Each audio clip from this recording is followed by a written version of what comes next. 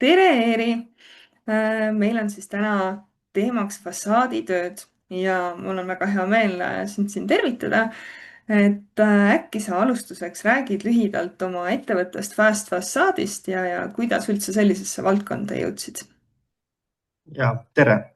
Ja Fast Facade on 10 aastat juba Eesti turul tegutsenud. Oleme Eesti üks vanimaid fassaadihooldusfirmasid.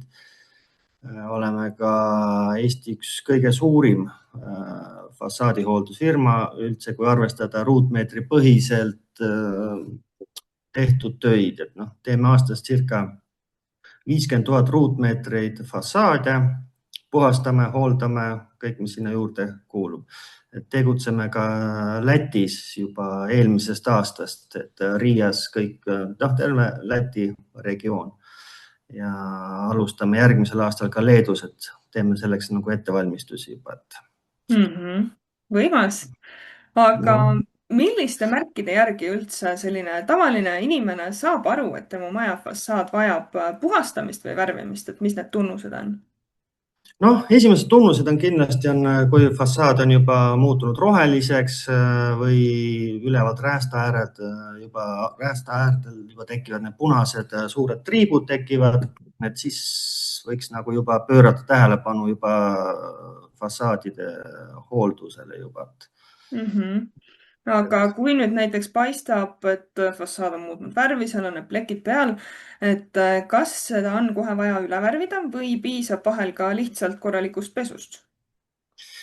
No see nüüd oleneb, et kui on soojustustööd, kõik on tehtud, ütleme, fassaad on seal, krohvitud fassaad on näiteks mingi juba 6-7 aastat vana ja mingid esimesed ilmingud on tekkinud fassaadile juba.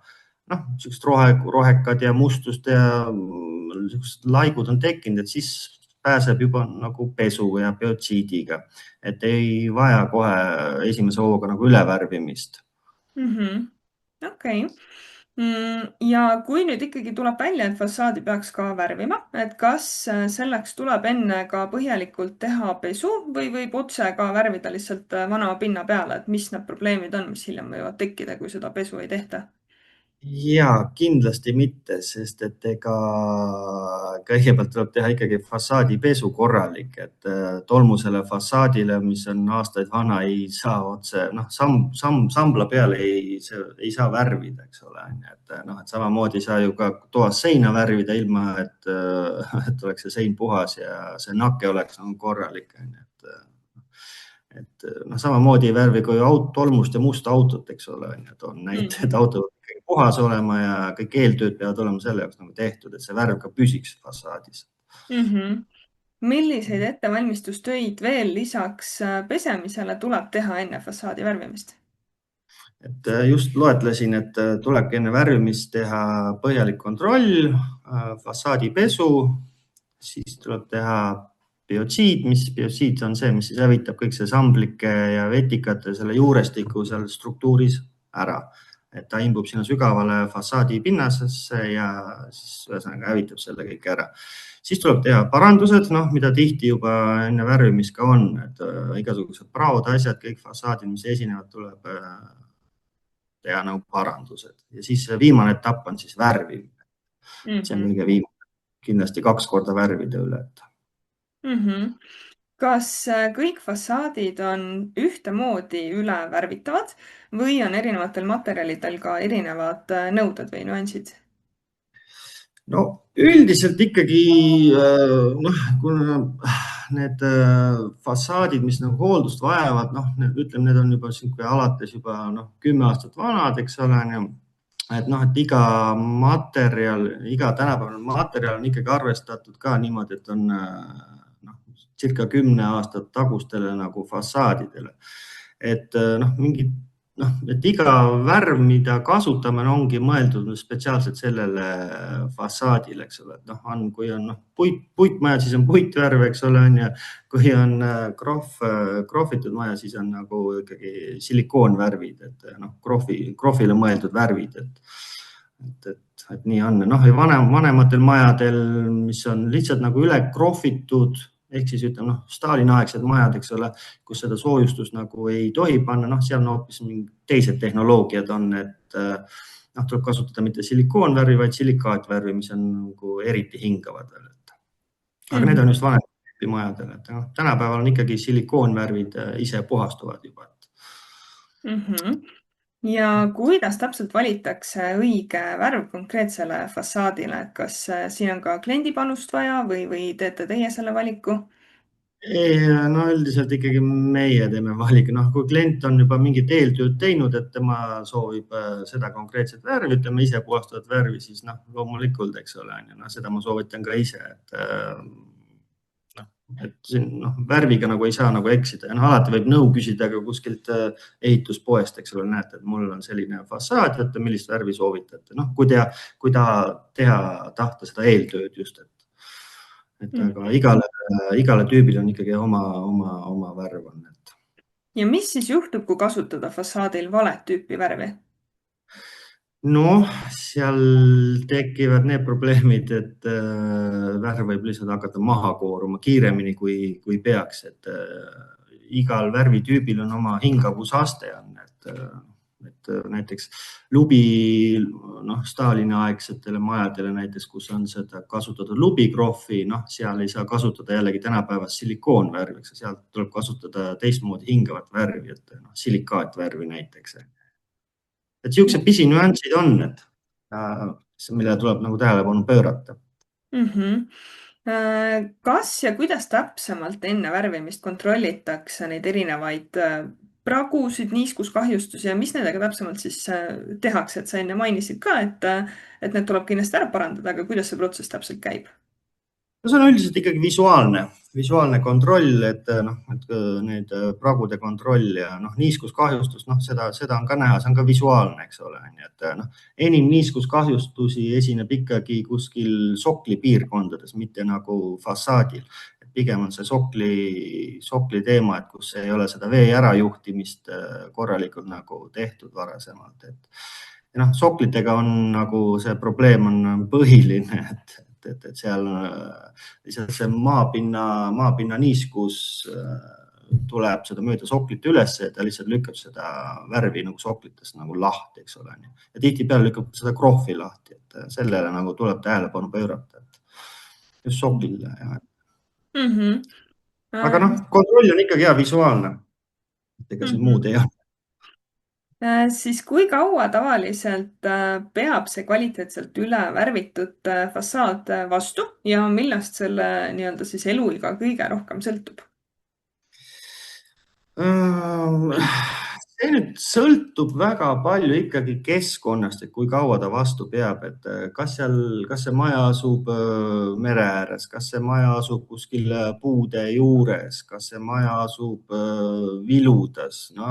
Seal on niisuguseid nüansse on, et millele nagu tähelepanu pöörata. Mere ääres on suurem niiskus, eks ole, ja seal tekivad jällegi need vetikad kiiremini fassaadile. Viludes, kui on palju puid on ümberringi, siis niiskus jääb sinna puude alla pidama.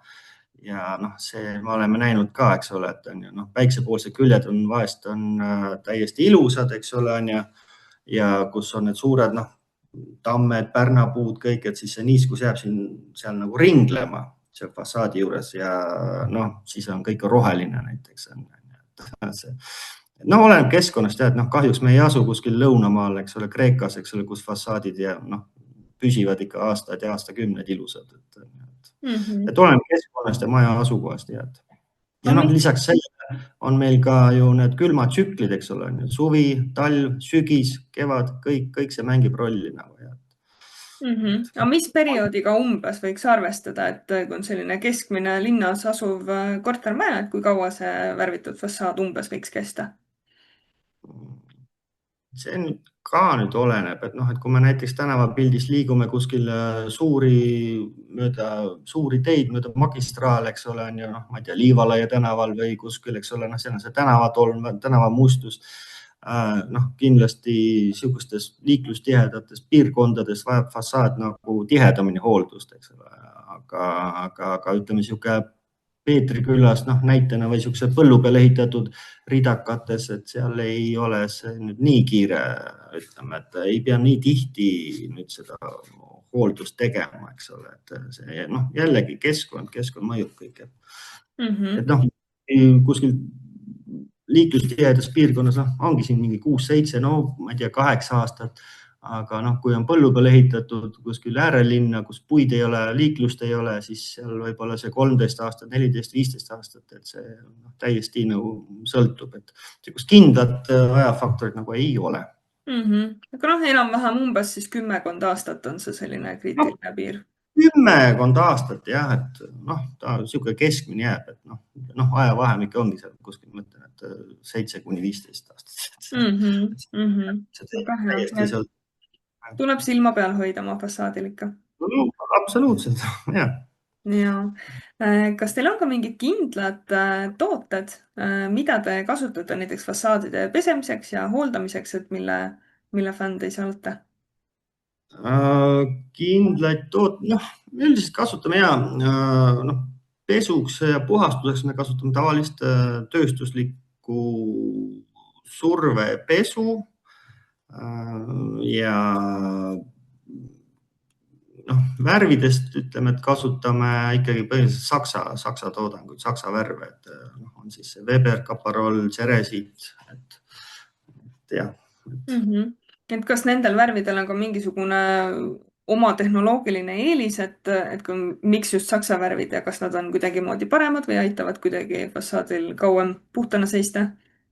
Ja kusjuures aitavad küll kauem puhtana seista kui näiteks mingid, noh, ma ei hakka maha tegema, aga noh, teiste toodangud noh, ei ole ja me oleme läinud nagu saksa tehnoloogiale oleme nagu üle läinud juba aastaid tagasi juba, et see on nagu ennast väga hästi tõestanud, et muud on nimesid välja toomata lihtsalt, et on esinenud kunagi, kui me siin ka 10 aastat tagasi alustasime, noh siis mõtlesime ka, et saame odavamalt, eks ole, teeme hinnapakkuse odavamalt ja kasutame siis teiste maade värve, aga noh, siis need probleemid juba ilmnesid juba üsna kähku, et pigem me ei kasuta jah.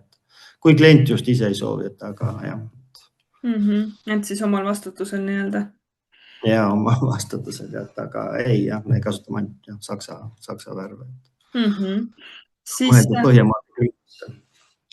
et kui nüüd tööd on lõppenud ja fassaad on üle värvitud, et millist hooldust see pärast vajab? No esialgu ta ei vaja mitte mingit hooldust, et see ongi jälle mingi visuaalne kontroll, noh, tulebki teha, eks ole, noh, ma arvan, et jällegi, noh, kõik sõltub jällegi, kus see maja asub, et selles keskkonnas, selle ümbritsevas keskkonnas, et noh, et ükski asi ei ole meie kliimas igavene, värvime küll fassaadi üle, aga miski ei ole igavene, nii et no ongi jällegi visuaalne kontroll, et kui hakkavad ilmnema mingid probleemid, et siis võiks teha juba pesu ja pluss biotsiid kindlasti panna. Aga noh, keskmiselt ikkagi peale värvimist kuskil, noh, ta jääb sinna mingi 12-15 ja no võib juhtuda, et isegi 20 aastat, et peab fassaad nagu enam-vähem ikkagi ilus vastu, et aga noh, peale värvimist jah, siiski, et noh, visuaalne kontroll ja kui hakkavad ilmnema jällegi mingisugused anomaaliad fassaadis, et siis noh, mingi, ma ei tea, siis pääseb lihtsalt pesu ja biotsiidiga. Kas seda pesemist ja visuaalset kontrolli peaks tegema mingisuguse kindla regulaarsusega? Ei, no see nüüd ei ole päris niimoodi, et käid binokliga vaatamas, eks ole, et see ei ole see lihtsalt, mis silma hakkab riivama, eks ole, on ju, noh, et ei pea ka nüüd kohe reageerima sellele, eks ole, et aga noh, kui ikkagi siin 6 aasta tagant, ütleme 6 aasta pärast ilmnevad mingid esimesed mingid siuksed noh, mustuse samblik need ilmnevad, et siis ei pea kohe nagu tõttama nüüd hooldama, et las ta seisab rahulikult mingi aasta-2 ja noh, et vaadata, mis see fassaad teeb. Ega noh, paremaks ta ei lähe niikuinii ajas, eks ole, et ikka alati läheb hullemaks, et siis mingi hetk lihtsalt tellida ja mingi hooldus jällegi, et see fassaad tulevikus kauem, et noh, kõige hullem ongi see, et kui lastakse nagu üle aja minna, noh, siis juba tulevad parandused ja noh, kõik parandused ju jäävad ikkagi fassaadil jäävad näha, eks ole, ka minimaalne jälg jääb näha. sellepärast ongi tähtis nagu visuaalne ja õigeajaline hooldus teha. mm. -hmm. Kui nüüd kortermaja tellib endale fassaaditööd, et kuidas peaksid maja elanikud samal ajal käituma või mida nemad peaksid silmas pidama? Noh, eks silmas peab pidama seda, et tekib ebamugavusi, tekib, et fassaadi hooldusel, et näiteks, et rõdudel, et kõik asjad, mis vett ei kannata, peavad olema seal eemaldatud. Üks asi, teine asi on see ebamugavus, et me katame ju aknad kõik kilega kinni. Ehk siis aknad ei saa avada selle tööde ajal, eks ole.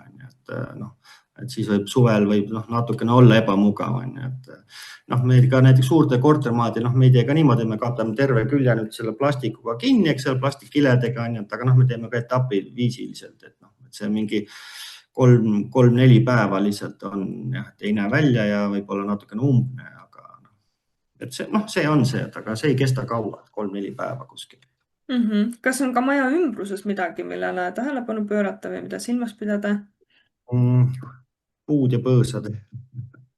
Et need on lihtsalt, et vahest on nagu maja ümbruses on raskendatud ligipääs, kui on puud on täpselt ääres ja vahest on ka autod on, ütleme, parkimisplatsidel, et siis lihtsalt tuleb need selleks ajaks lihtsalt eemaldada tööde ajaks, eks ole. Puid ei saa eemaldada, eks ole, aga me saame ikkagi kuidagi kõik asjad olema alati saanud tehtud, et kogemused on need, et kuidas teha ja kuidas käituda, et jah. Kas, ja, kas neid fassaaditöid saab teha praktiliselt iga ilmaga või et kui palju näiteks temperatuur, päike, vihm ja niiskus seda töö kvaliteeti mõjutavad?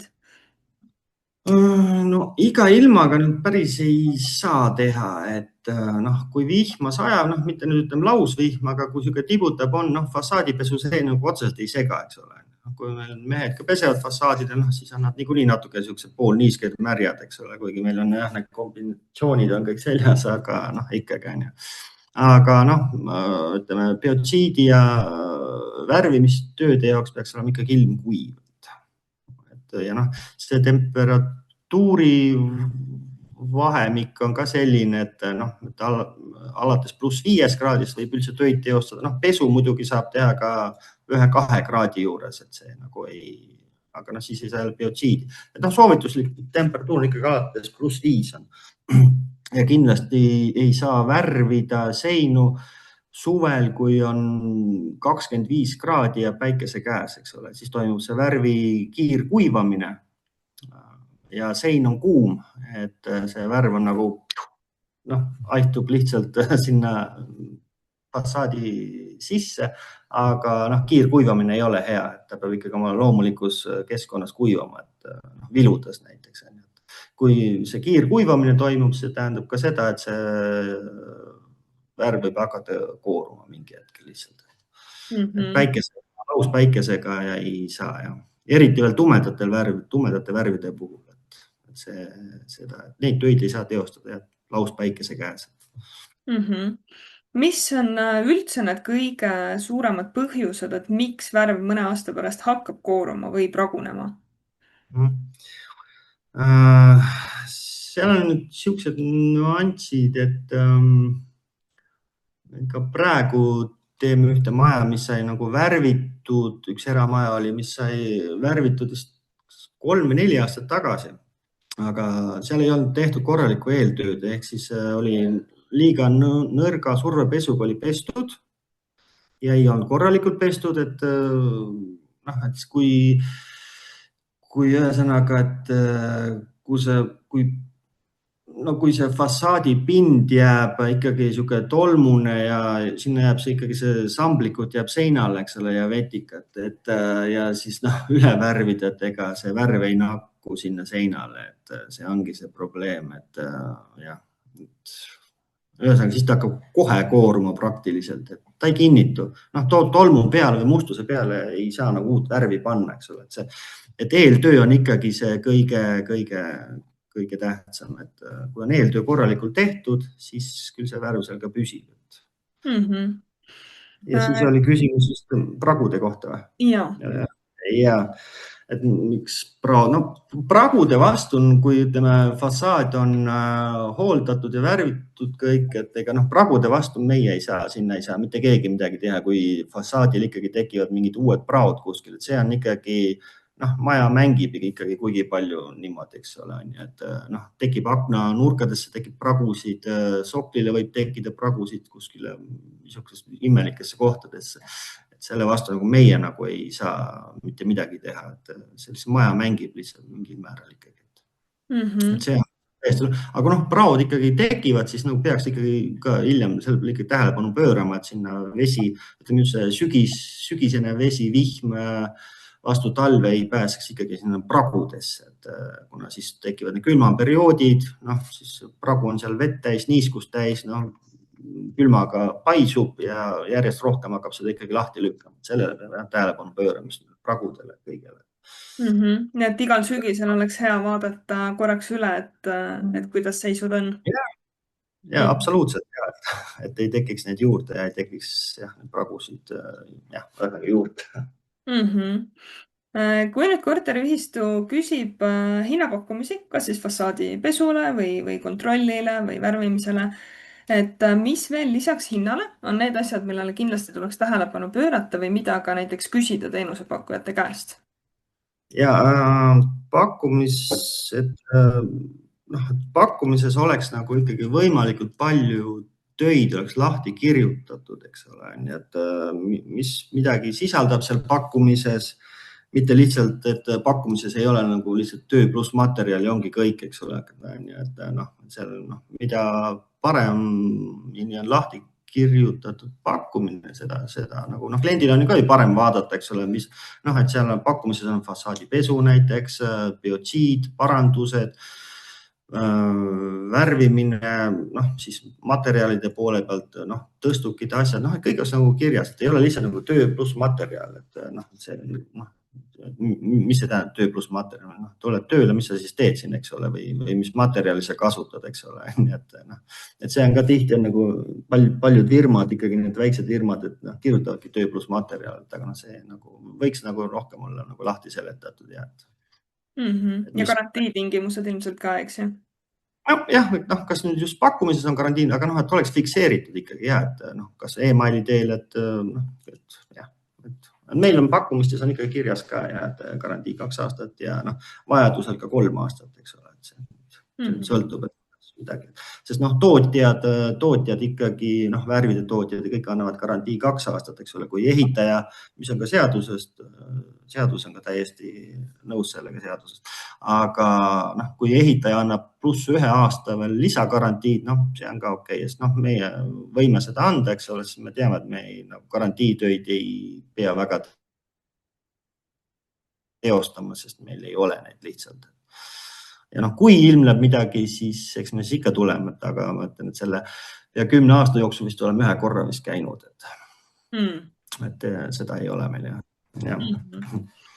Mida täpsemalt see garantii üldsegi sisaldab, mida te enda töödele annate ja kas selleks, et see garantii nüüd kehtiks, peab ka korteriühistu ise midagi tegema? No korteriühistu peab, kui midagi ilmneb, eks korteriühistu peab pöörduma lihtsalt siis meie poole, eks ole, näed, et siin on midagi tekkinud, eks ole, noh, värv koorum näiteks või midagi, eks ole, siis me sellele reageerime, eks ole. Garantiitööde alla ei kuulu meil näiteks, kui tuleb, noh, ilmnevadki need samad, näiteks mingid uued praod kuskil ilmnevad, eks ole, noh. Või kui ilmneb, et lükkab seda vanat krohvi lahti, mitte värvi, vaid seda vanat krohvi kuskilt lahti, eks ole, noh, midagi juhtub kuskil, midagi muud, eks ole, mis ei ole nagu meie tööga seotud. Selle me nagu garantiid anda ei saa teiste tehtud töödele, meie ei saa anda garantiid, meie anname garantiid värvile, et see värv ka püsib seal seinas. Et aga noh, kui midagi muud juhtub, siis noh, meie ei saa ju vastutada teiste tehtud tööde eest. Siis enne nüüd, kui üldse tööd algavad, et kas te teete alati ülevaatuse, et milline see fassaadi seisukord täpselt on või ainult valikuliselt ja mida selle käigus täpsemalt üldse hinnatakse? Ja no mõni klient saadab meile neid päringuid väga detailselt, kus ta ise kirjeldab kõik asjad ära, noh, ütleme, kuna me oleme nagu Tallinna firma, eks ole, aga noh, me teeme töid üle Eesti. Et noh, ütleme näitena näiteks, kui noh, keegi Põlvas või Antslas, eks ole, on ju, küsib, eks ole, on ju, fassaadi hooldust, on ju, siis me palume saada võimalikult palju pilte. Et noh, piltide järgi me saame juba, tegelikult me juba teame, et mis seal vaja teha on, eks ole, et noh, kuna me oleme nii kogenud juba, et siis meil piisab vahest ka piltidest, on ju. Noh, kui inimesed ei tea näiteks, et noh, me küsime alati, noh, mis see maht on, mis see fassaadi maht on seal, eks ole, on ju. Palju ruutmeetreid on midagi, noh, kui klient ütleb, et ta nüüd täpselt ei tea, eks ole, aga noh, piltide järgi me juba teame, et kui kõrge see maja on ja EHR-is saame võtta juba maja ümbermõõdud ära, eks ole, et noh, sellega me ei pea kohe nagu tõttama siis nagu näiteks Põlvasse või Antslasse sellepärast, eks ole, on ju. Ja siis noh, kui klient ütleb, et noh, lõpuks saadame sinna pakkumise, ütleb, et ma vaatan, et võib-olla siin 2-3 aasta pärast, eks ole, on ju. Või siis võtab mingi teise firma, eks ole, noh, et siis on meil lihtsalt nagu see tühi käik, eks ole, et selles suhtes me nagu väga palju infot saamegi, 99% saame juba piltide järgi nagu kätte, et mis vaja teha on ja kõik, et mida täpsem on kliendi kirjeldus, seda parem on. Aga noh, siiski ja vahest me käime ka koha peal samamoodi, et ei ole probleemi, et kui klient tahab kohtuda, et jah. Siis me rääkisime natukene sellest, et kuidas ilm mõjutab neid tulemusi. Et kas on ka mingisugune selline kuldne periood, et millal on Eesti kliimas kõige parem teha seda just nimelt fassaadi puhastamist ja värvimist ja kas on ka näiteks mingi erinevus, et sügisel +15 kraadi versus kevadel +15 kraadi, et on seal mingit erinevust nendes töödes? Ja seal tuleb väike erinevus, tuleb küll. Et mida mina ei soovita teha väga on, ütleme, fassaadide puhastus enne puude õitsemist. Ehk siis männid, kased, kõik see õietolm, et las see olla nagu rahulikult, loodus teeb oma töö ära ja siis. Et see on nagu üks põhilisemaid asju. Jah, me teostame töid alates kevadest, ka enne puude õitsemist, aga noh, siis ongi tähtis on see, et toimuks siis pesu, biotsiid ja värvimine võimalikult kiiresti. Et ei tekiks seda nii, et peseme puhtaks ja siis noh, laseme siis õietolmul jälle peale tulla fassaadile siin mingi 2-3 nädala pärast ja siis läheme värvima, et seda ei saa olla, et siis tuleb jälle pesta see fassaad jälle puhtaks. Ja noh, väga paljud korteriühistud ei tea ka seda, et noh, ühesõnaga nad tellivad nagu fassaadipesu, oma eelarvest tellivad fassaadipesud, me järgmine aasta hakkame värvima siis, eks ole, et noh, vähemalt on fassaad puhas, eks ole, ja siis küll me järgmine aasta värvime. Et see on üks kõige suuremaid vigu, et noh, aga järgmine aasta tuleb fassaad jälle pesta, sest seal on kõik see tänavatolm, mustus, õietolm, eks ole, kõik jälle koguneb. Sa võib-olla visuaalselt seda küll ei näe, aga ta ikkagi tekib sinna fassaadile ja noh, tolmu peale me ei saa lihtsalt värvida, me peame jälle pesema. Ja siis fassaadipesu on lihtsalt topeltkulu on korteriühistutel. Nii et sellisel juhul oleks parem juba lükata seda kogu tööd 1 aasta võrra edasi ja tellida need tööd ikkagi korraga. Korraga ja absoluutselt, et noh, sellel poolikul sellel ei ole mõtet, et 1 aasta pesen ja järgmine aasta värvin. Noh, nii ei käi need asjad ja et kõik tuleb teha korraga, et kas siis pesed, eks ole, või siis noh, ja siis kogud jälle mõned aastad kogud raha, et siis pesed ja värvid uuesti, eks ole. Et noh, saab ka nii, aga noh, mitte nii, et järgmine aasta või siis noh, kuu-2, et ei saa seda vahet nagu olla jah, et pigem korraga. Või siis on lihtsalt fassaadipesu ja biotsiid, eks ole, siis ongi. Ja siis läheb jälle mingi 5-6 aastat mööda, mingi ajaperiood ja siis nagu uuesti teha. Sest noh, alati ei pea värvima fassaadi, et alati ei pea. Vahest pääseb ka pesuga ja biotsiidiga. Kui pika perioodiga peaks nüüd ühistu arvestama, et kui neil tekib soov näiteks sellel suvel või sügisel veel oma fassaad üle värvida, et kas seda tööd saab nii kiiresti tellida või et millal oleks õige aeg hakata küsima pakkumisi ja neid töid kinnitama? Kuna me oleme nagu, me võrdleme ennast nagu maasikakorjajatega, siis meil suvi on ikkagi väga tihe, et kõige parem on ikkagi päringuid juba noh, tegelikult kõige parem jah, vaatlus on, ütleme sügisel, et kui fassaad hakkab juba ära minema, näed, et järgmine aasta nagu võiks ju hooldada, siis noh, ütleme jaanuaris juba võiks juba saada juba need hinnapäringud juba laiali, eks ole. et kevadel ennast ikka kirja panna, et mitte nüüd siin keset suve kohe, et noh, sest meil on tööde järjekorrad on päris pikad, et näitena veel, et kui küsida, ütleme suvel küsida hinda, et ja okei, ma olen isegi nõus, on ju. Ja kui keegi firma ütleb, et ma kohe homme alustame, siis on ka midagi võib-olla natuke nihu, et järelikult neil ei ole tööd ja võib-olla ka põhjusega, eks ole. Et heade firmadel on ikka, see tööde järjekord on ikka päris suur kevade sügiseni. Kõige parem hinnapäringute see küsimine on ikkagi talvel, et enne perioodi, suveperioodi. Ja kui nüüd võtta kogu see vestlus kokku ja anda korteriühistutele ainult üks soovitus fassaadi hooldamise teemal, et mis see võiks olla? Ära jää hiljaks.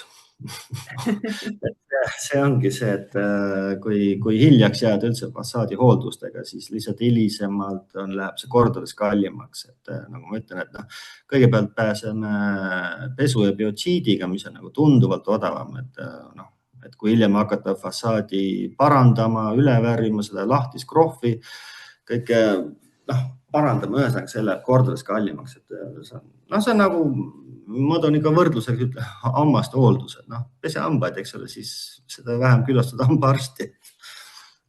Hiljem on need kulud on lihtsalt palju suuremad. Ega seal muud ei olegi.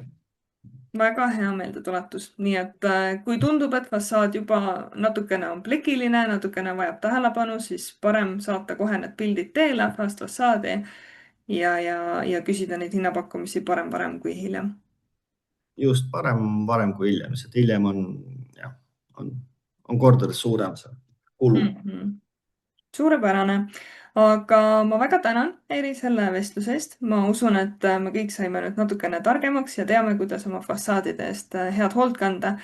Nii et lisame kindlasti video juurde ka teie kontaktid ja lingid, nii et kellel on huvi, siis saab lähemalt tutvuda. Aga praeguseks mina tänan ja soovin ilusat päeva jätku. Ja, mina ka tänan. Aitäh!